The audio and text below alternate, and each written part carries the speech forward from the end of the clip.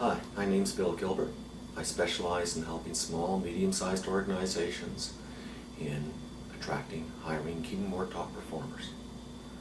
This video is part of a series that outlines 7 common mistakes that employers make while trying to attract quality applicants for their business or organization. One thing to keep in mind is that every applicant, especially if you have followed some of the advice in the earlier sessions, is a potential top performer. And they probably know other potential top performers. And they also probably know people who are either your customers or suppliers, or can influence those people because of social media. So mistake number 7 is often that we treat all applicants like commodities and not as the assets they are for our organization. Let me give you a couple of examples. Standard phrase in an awful lot of job postings. Well, we appreciate all those who apply for the position. Unfortunately, we will only be only those contacted for an interview will receive further communication, or something to that effect. Valid in the 1980s and 1990s when I had to pay somebody to sit down and enter all the names and addresses, mail out at a cost a letter to all those people.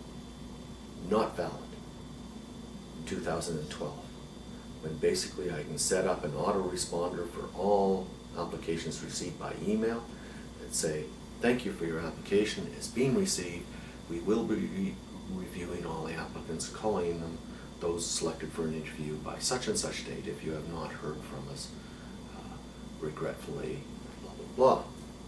You can even add in an autoresponder for a couple of weeks later, or a new response for a couple of weeks later once you have made the selection, and let me know that you've made the selection and I wasn't part of it.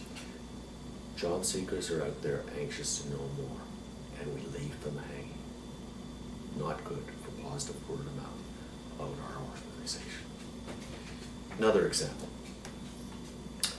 Phoning me up for an interview. I'm a potential top performer. You want to do interviews Wednesday afternoon from 1 till 5.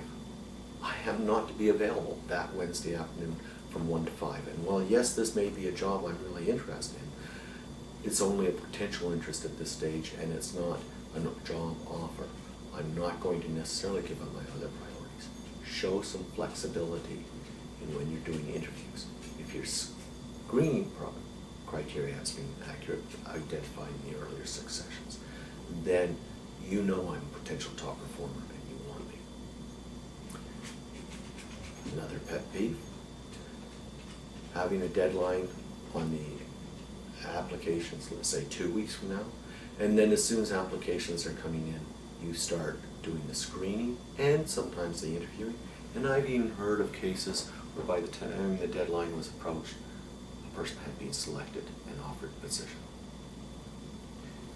If you're having a deadline, then work to that deadline and consider all applications received by that deadline. If you're anxious to fill the position and will fill as soon as a suitable applicant is found, then don't put the deadline in the ad.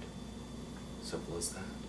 If I've gone to all the trouble of doing research on you and putting together a cover letter and putting together a resume, and you aren't even looking at it, and I understand and I learn about that, you aren't going to be getting positive word of mouth advertising from me.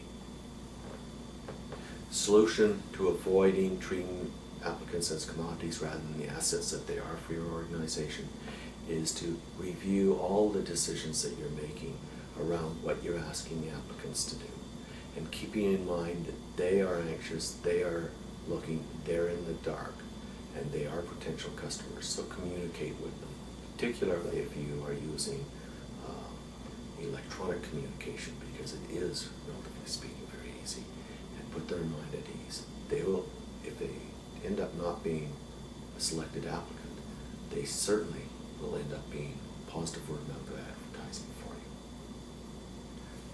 Thank you. We'll talk with you again.